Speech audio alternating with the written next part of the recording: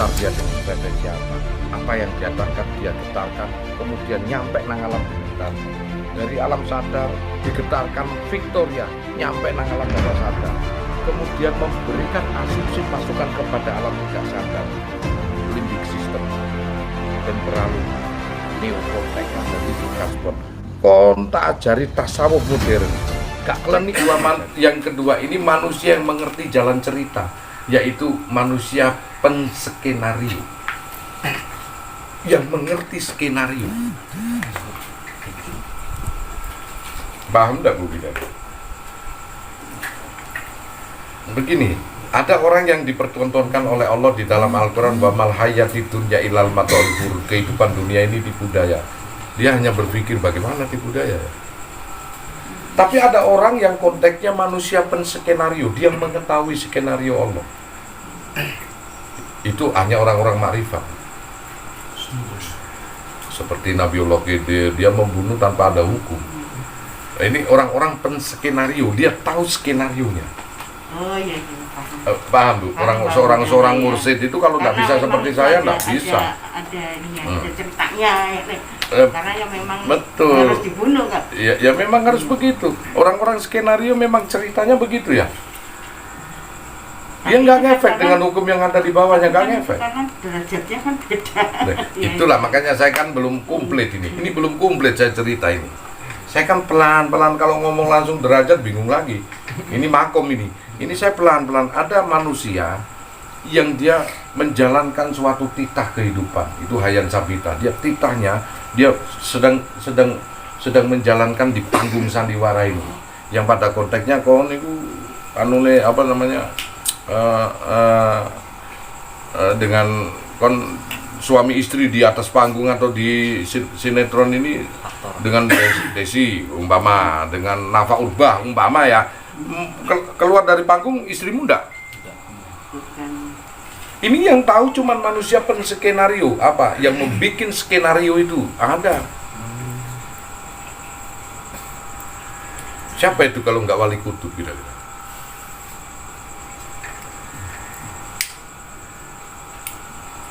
Bagaimana ada suatu drama kehidupan tanpa skenario? Lebur enggak? Rame enggak panggung itu? Sepi. Skenario ini awakmu dadi apa iki? Kok ndak dilakon penjate sapa? Gak ono sing gelem. Karena gak ono sing ngatur ini.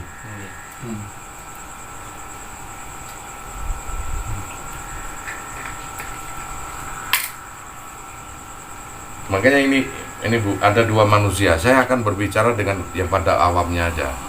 Saya tidak berbicara pada manusia skenario. Rasulullah itu sampai berdoa, Allahumma inni a'udzubika minka. Ya Allah, aku berlindung kepadamu dari dirimu, dari suatu perbuatan yang kau bentuk. Sekali-sekali Rasulullah tak pernah berdoa Allahumma inni a'udzubillahi minasyaitonir rajim. Tapi kita umatnya yang menjalankan disuruh a'udzubillahi minasyaitonir rajim. Karena skenario dalam kehidupan setan itu musuh kita. Tapi untuk Rasulullah sang skenario yang mengetahui skenario Allah, sekali-sekali tak akan menyalahkan. Karena itu duta Allah untuk menyaring iman kita. Bahkan makhluk yang paling taat di alam semesta ini yang malaikat pun kalah adalah iblis. Karena taatnya, aku berkorban untuk menyaring umat Muhammad nanti. Yang mana sekalipun aku masuk ke neraka sekalipun. Nah, konteksnya dengan skenario berbeda dengan konteks. Itu nak dalam apa itu peran yang paling hebat dia. Siapakah makhluk Allah yang memerankan peran yang paling hebat di alam semesta ini? Iblis, guys. Secara hakiki, Bu, saya tanya, iyakah ada makhluk yang berani sama Allah? Tidak ada. Sebetulnya. Kayak iblis sekalipun. Kenapa iblis kok menjadi pembangkang? Padahal yang saat itu yang protes saat Nabi Adam tercipta sebagai khalifah adalah malaikat, bukan iblis. Ini jailun fil ardi khalifah, aku akan menjadikan seorang khalifah di atas muka bumi, atajalu fiha wa yufiku fiha wa yufiku diwa. Malaikat protes, kenapa engkau tidak menjadikan malaikat yang suka membuat kerusakan dan menumpahkan darah di muka bumi ini? Wa nahnu nusabbihu bihamdik wa nuqaddisu lak. Tidakkah engkau menjadikan aku aja sebagai khalifah dan selalu mensucikan dirimu? Dijawab oleh Allah, ini alamun malah ta'lamun. Yang pembangkang pertama sekali justru malaikat. Saat itu kemana iblis?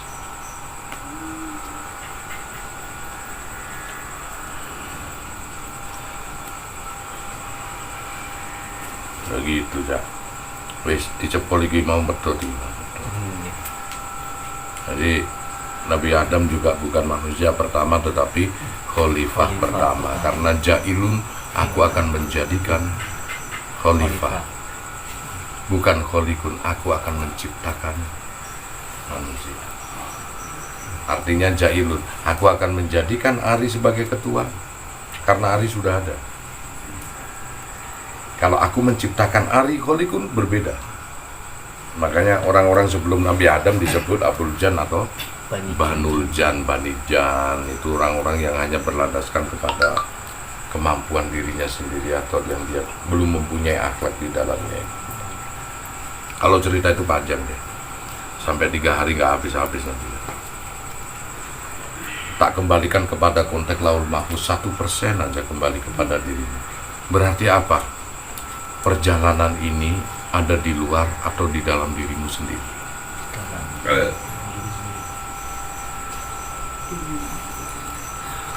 Kita mengenal Allah ini di luar atau di dalam diri kita sendiri.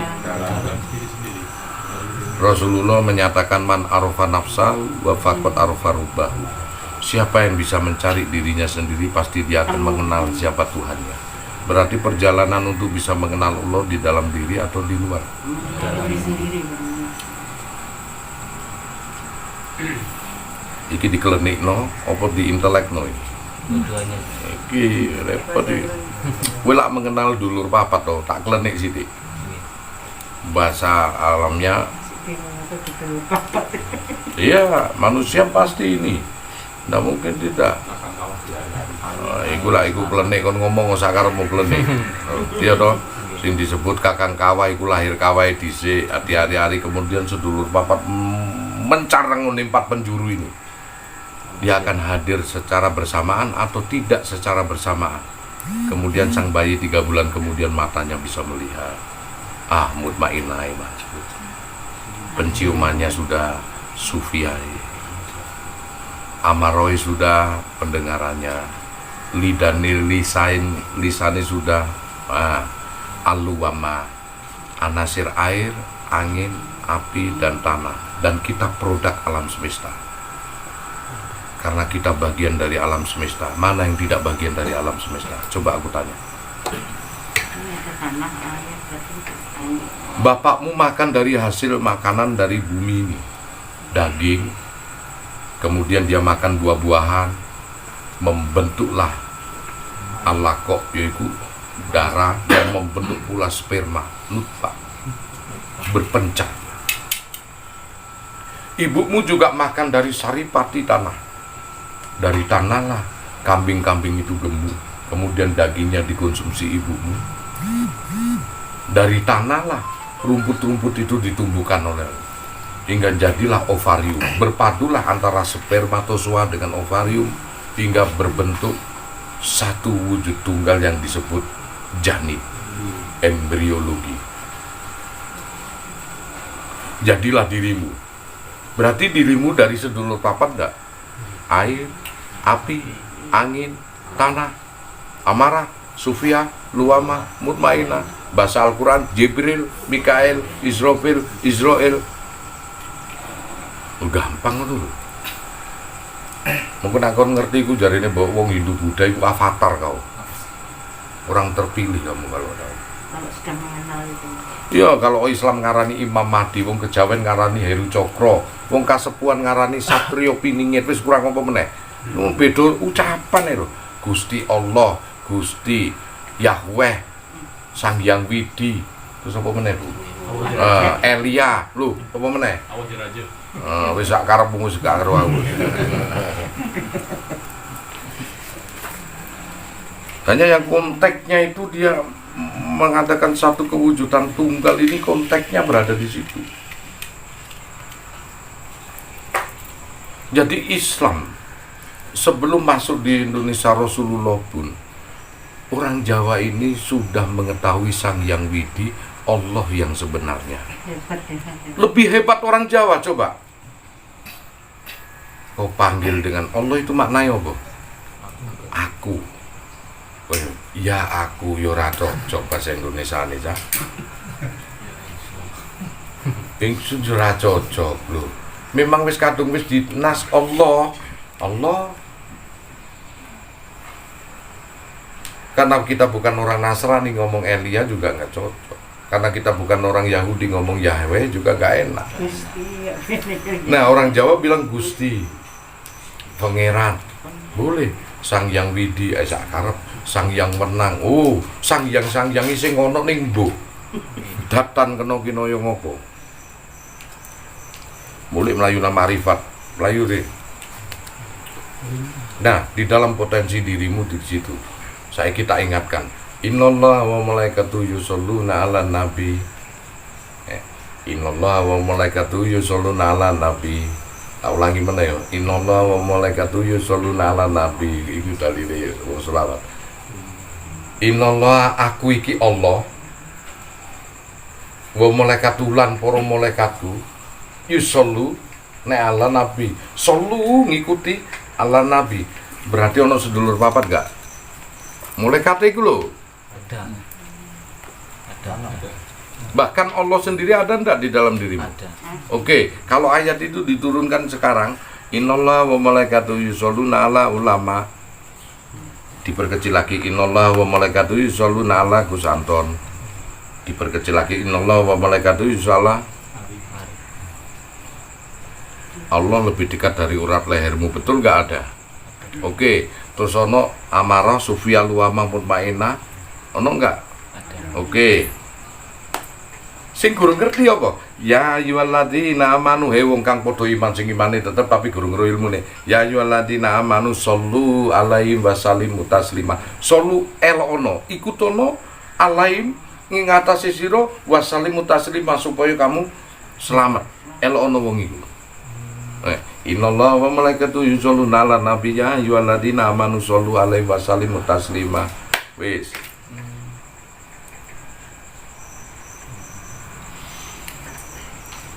Nah, saya ingin dari recording gila sing dibahas nopo niki.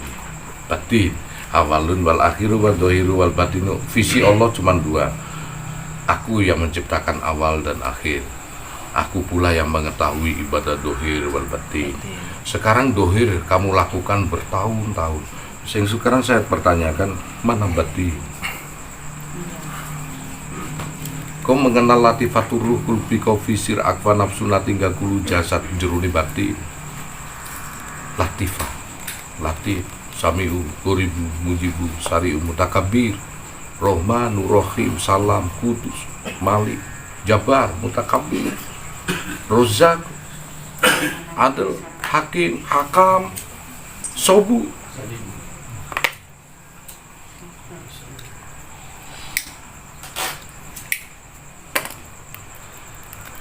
Jadi mengenal enggak kalau kamu itu bisa mengenal Allah tanpa. Coba, kenapa kok manusia dikongkon niat torekoh? Illahi anta maksudi waridoika maklubi atini mahabbataka wal marifataka. Coba artikan itu, illahi anta maksudi, engkau yang kumaksud ya Allah. Waridoika maklubi, untuk mencari ridhomu. Atini mahabbataka, untuk mencapai cinta kasihmu, supaya aku bisa ma'rifataka, mengenalmu. Kau tidak akan bisa bermakrifat tanpa punya alat cinta kasih mahabbah. Kau mentung seperti 212 benwarung kok pentungi, nggak akan bisa mengenal Allah kau. Iya wa iya ruhu. Aku sangdat akan melekat pada makna orang tersebut.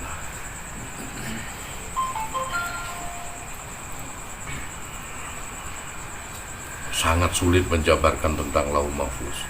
Aku harus memberi pemahaman tentang Rahman Rahim dulu. Baru ternyata alam semesta ini terbentuk secara paralel. Kita manusia cuma punya hari 3. 7 hari ini hari milik jagat. Senin, Selasa, Rabu, Kamis, Jumat, Sabtu, Minggu itu milik jagat. Ya, hari kita cuma 3. Kemarin, sekarang, besok.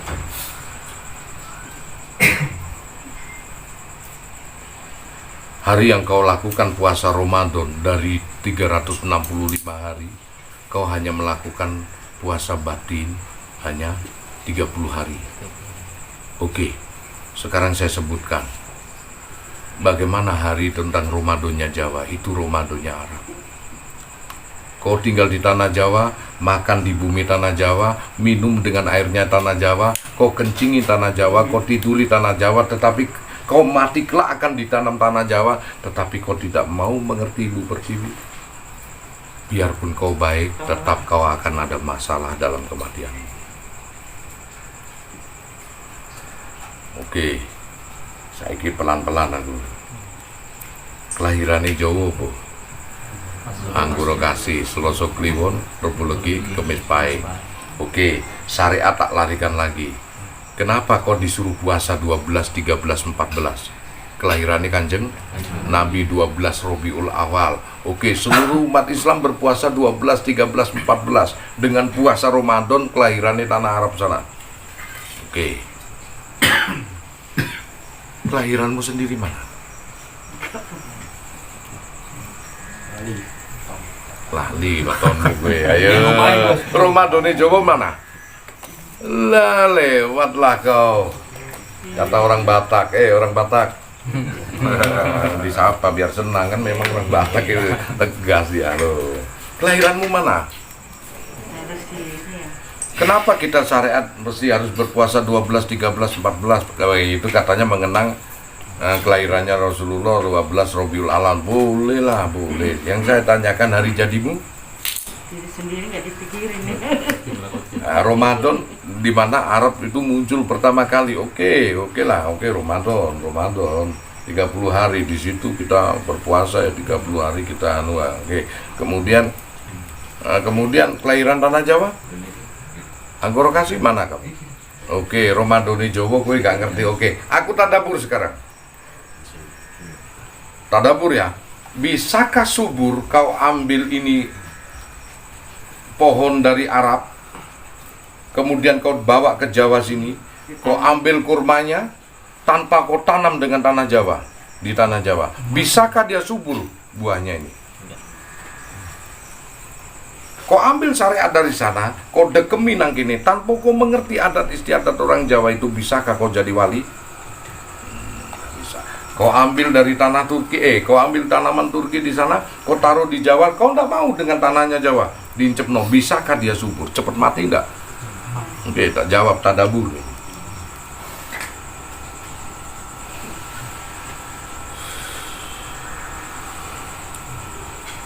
Sholli ala Muhammad.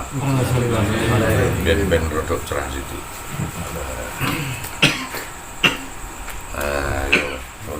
Bagaimana metamorfosis sang Nabi, hebatnya Kanjeng Nabi, dia berpikir ya. Mungkin Gus Anton ini belum ada 1% nih guru saya ya. Guru saya mungkin belum ada 1% nih dari Sunan Kalijaga. Sunan Kalijaga belum ada 1%-nya dari 100% kemampuan Dzulkadir Jalani. Dzulkadir Jalani mungkin 1%-nya dari kemampuan Rasulullah Sallallahu Alaihi Wasallam. Itulah metamorfosis sang Nabi. Yuk tak ajak gini ya. Bagaimana menaikkan kemampuan potensi berpikir untuk ke alam laut. Ini alam laut yang mana kowe tak kongkon nyacak-nyacak dari Gusti Allah, ndelok ciptaanmu dewi. Ada potensi manusia seperti itu karena di dalam diri ada Allah, maka disebut ilahi. Ilahi Allah yang ada di dalam. Robbi adalah Allah yang ada di luar. Semua sudul wadah fil kasro, sudul kasro fil wadah. Dari bentuk tunggal dia menjadi banyak, dari banyak menjadi tunggal.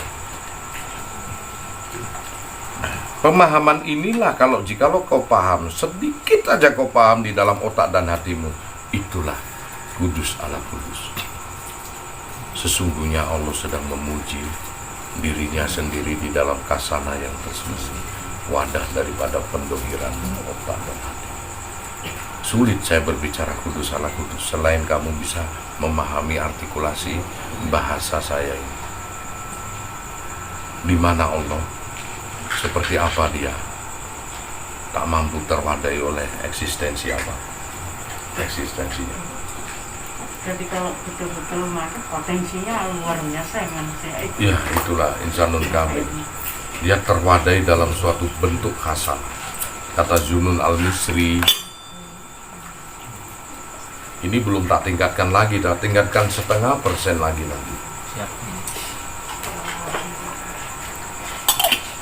Moga yang direkam, diulang-ulang bahasa saya, karena di dalam tengah-tengah bahasa saya mesti ada tadabbur. Di dalam tadabbur itu ada pengeterapan keyakinan yang memang harus dipatri ke dalam diri kita sebagai landasan bekal ilmu nanti kalau mati. Yang saya tanya, jikalau badanmu ini sudah dikubur di tanah, hancur badanmu, isinya ruhanimu lari kemana? Kuburane. Nek lemah iki kuburane jasad, dibakar juga kuburane jasad ya. Ruhanimu lari kemana? Kuburane nanti. Itulah yang kita bahas. Lagu mahfuz itu ya. Oh, semua alam ini laul mahfuz. Ini kita bahas. Loh, irungnya kok koyo mbahku ya. Aku koyo lagi pisan nih nang kene, tapi koyo wis gak asing iki piye to? Wajan, bakadejan persis mbae. Reinkarnasi. Titisan. Reinkarnasi itu kan bahasanya Hindu. Oi, summa yumintukum summa yuhyikum wa summa ilaihi turja'un. Coba ada Al-Qur'an enggak? Ada Al-Qur'an surat Al-Baqarah ayat 28 dibaca. Coba yang bisa buka Quran. Ya inilah yang perlu dikuak. Oke, sekarang begini, Gus Anton ini dengan usia yang 50 lebih begini ya, kok mampu dia berpikir tentang 800 tahun, 1000 tahun yang akan datang. Nek wong tua mesti tua pikirannya rungkaruan. Nah, siapakah beliau? Ada suatu dalil menyatakan undur makol wa ila tandur makol, jangan dilihat siapa yang bicara tapi lihatlah sebetulnya siapa yang berbicara itu. Ucap saucap di sini ucapannya para wali, bahkan ucap saucap di sini ucapannya para nabi. Al ulama rasatul anbiya, ulama ini penerus para nabi, bahkan ucap saucap di sini ucapannya Gusti Bicaranya Gusti Allah. Bicaranya Gusti Allah. Fatakfuruna billahi wa kuntum amwatan fa'ahyakum summa yumidukum summa yuhyikum wa summa.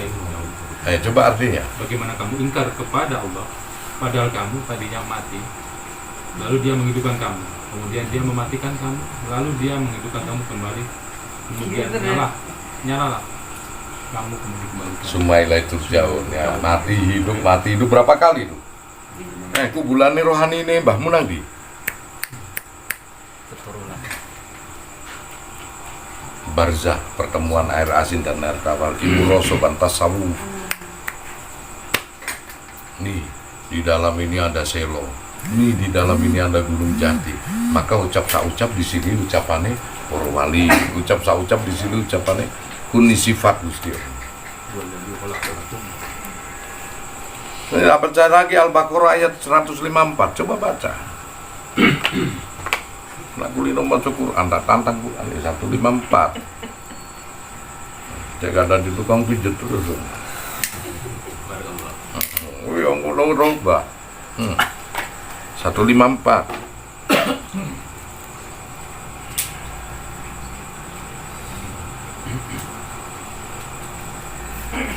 Konteks tasawuf. Jadi kita seperti laboratorium besi itu bagus, cuman di laboratorium nggak taunya. Waduh. Wala taqulu liman yaqtalu Bisa pilih lagi. Anwar. Dan janganlah kamu mengatakan orang yang terbunuh di jalan Allah mereka telah mati. Bal ahya Bal ahya. walakin la tashkurun. sebenarnya mereka hidup, tetapi kamu tidak menyadari. Oke, mereka tidaklah mati melainkan hidup. Oke, tidak menyadari. Coba lagi surat Ali Imran ayat 169 170. Berapa Bu? Biar tahu nanti. Nanti kan pertanyaannya dia akan kejawab. Kenapa orang mati ini kan ini siapa, jinnya atau siapa? Dia kejawab.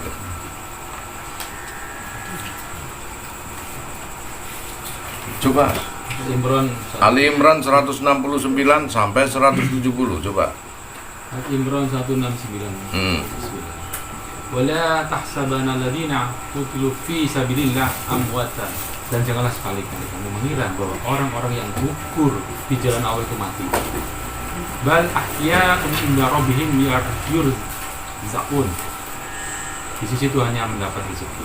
Nah, dia hidup dan di sisi Tuhan hanya mendapatkan rezeki. Oke, 170.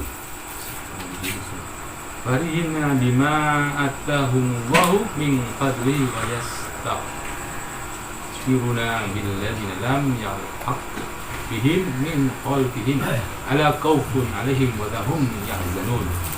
Mereka bergembira dengan karunia yang diberikan Allah kepadanya dan bergirang hatinya terhadap orang yang masih tinggal di belakangnya belum menyusul mereka, bahwa tidak ada rasa takut pada mereka dan mereka tidak bersedih.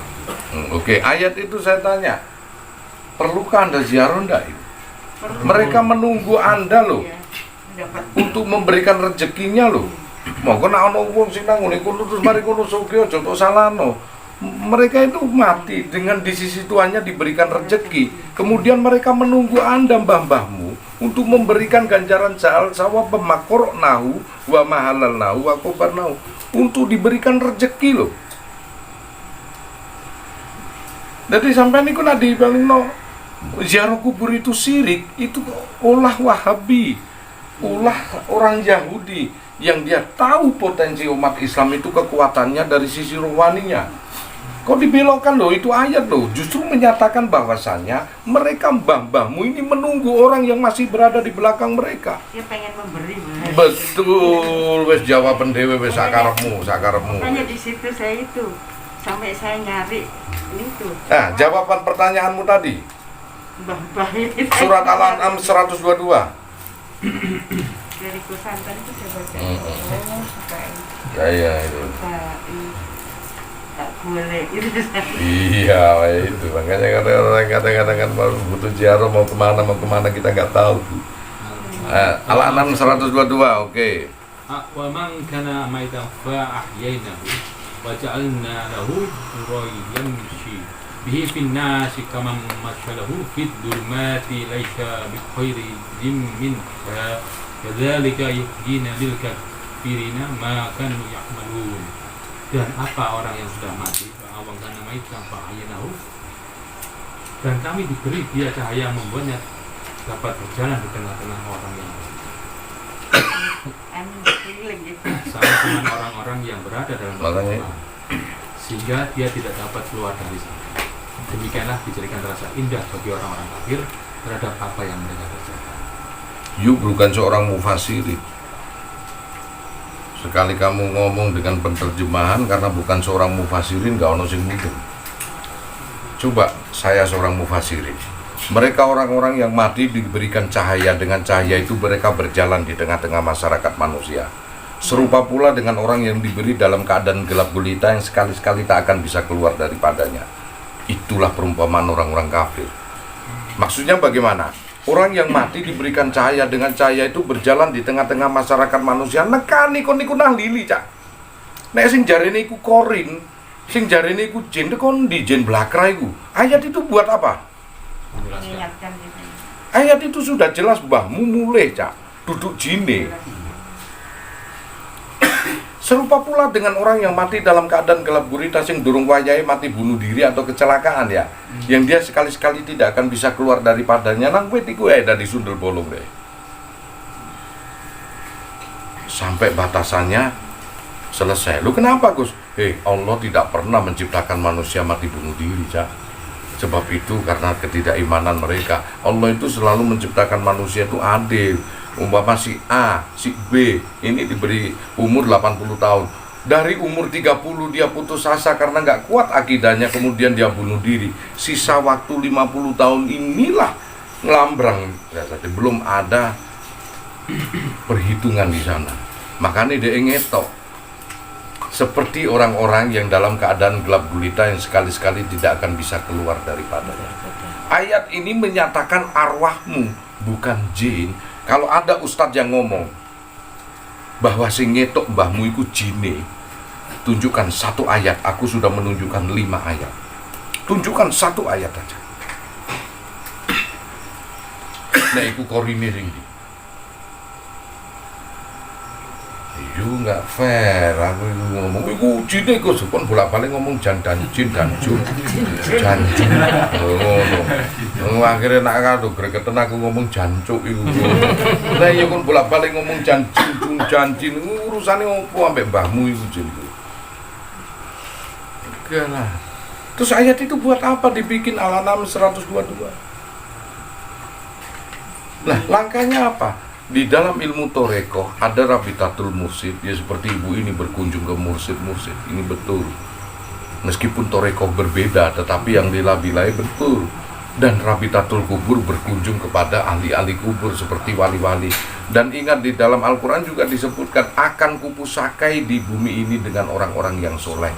Tekanono rek pusaka-pusaka niku jeung Sunan Derajat, jeung Sunan Giri, jeung Sunan Pangkat, jeung Sunan tekanono rek.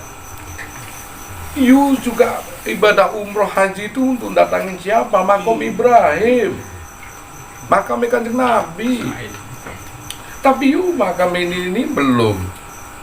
Bagaimana tapak tilasmu itu nanti?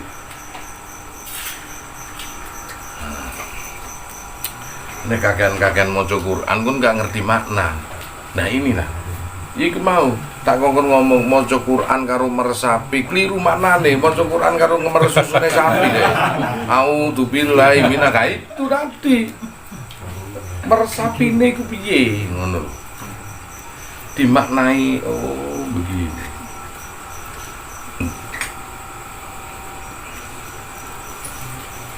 Jadi kalau ada orang yang landasannya orang itu terhinakan, ada orang yang landasannya orang itu dimuliakan, ada orang yang landasannya orang itu dinaikkan derajat, itu semua konteks drama kehidupan.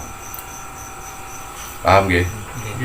Jadi kalau konteks dari kehidupan makrifat, kita tidak boleh menghinakan orang karena konteks skenario.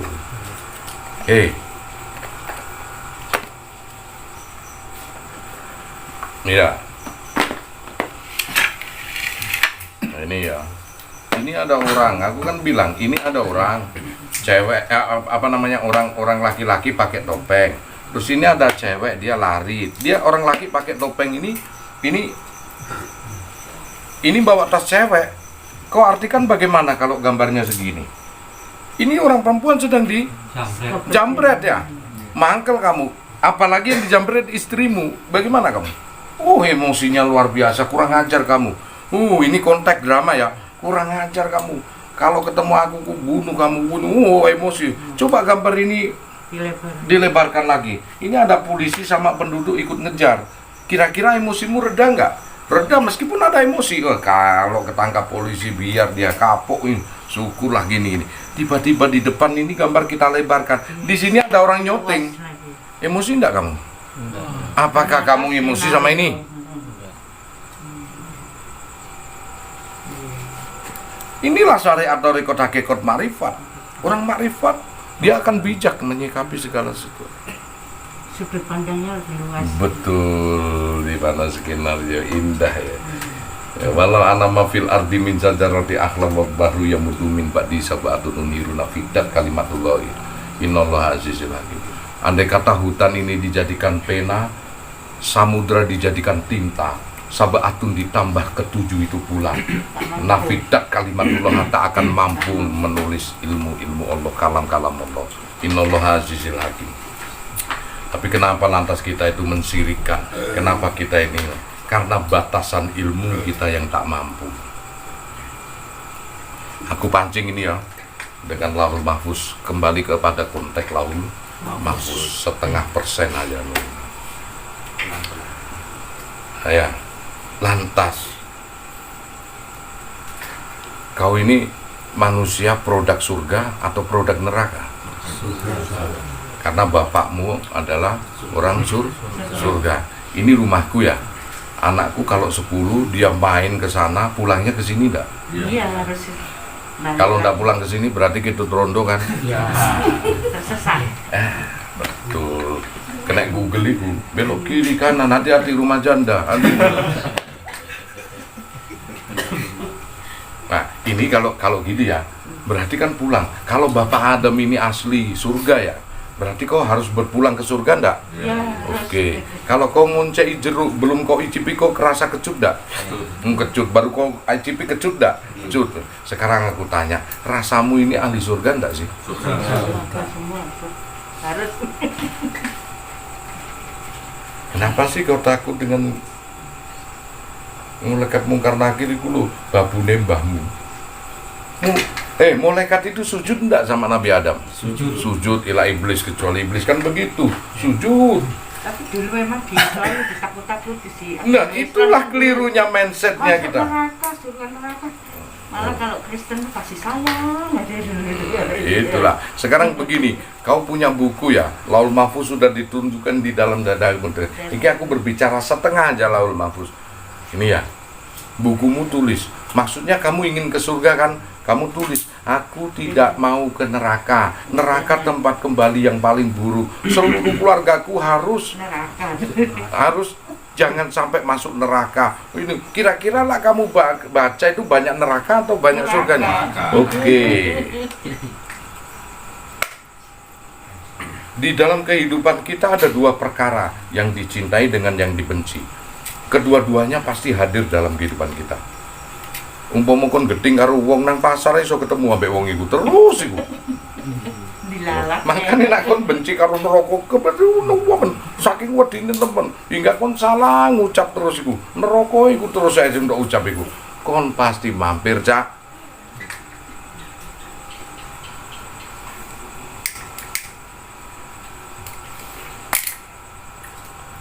Jadi produk pertama, kau ini ahli surga atau ahli neraka? Surga.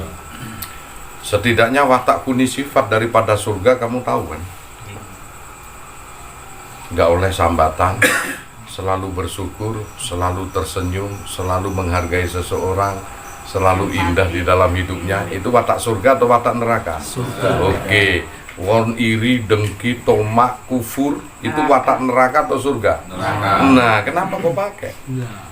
Sebelum tercipta suatu rumah, tercipta apa dulu?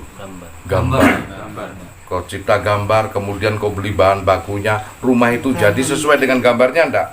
Ayo gambar neraka kau nak mlebu menang. Surga aja biasanya.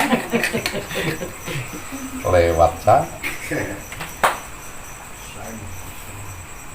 Biar kau pintar baca Quran sekalipun, tetapi kalau kau tak mampu menggambar dengan memproyeksikan itu. Assalamualaikum warahmatullahi wabarakatuh.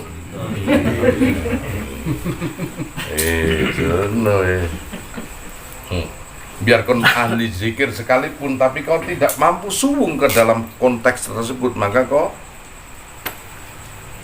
ladangmu ini kan, alam bawah sadarmu ini seperti ladang. Kau tanami, tidak ditanami pasti tumbuh. Dilalah kamu menanami biji ganja, apa yang tumbuh? Meskipun kau zikir, meskipun kau airi itu ladang itu, akan subur enggak? Alam bawah sadarmu kau ketakutan dengan itu. Alam bawah sadarmu kau antisipasi dengan neraka. Neraka ini yang begini, yang begitu, yang begitu, dan lain sebagainya. Oke. Kau sikat dengan landasan zikir, sama dengan kau memupuk. Kau sikat dengan landasan puasa, sama dengan kau mengairi. Subur enggak ganja itu? Subur.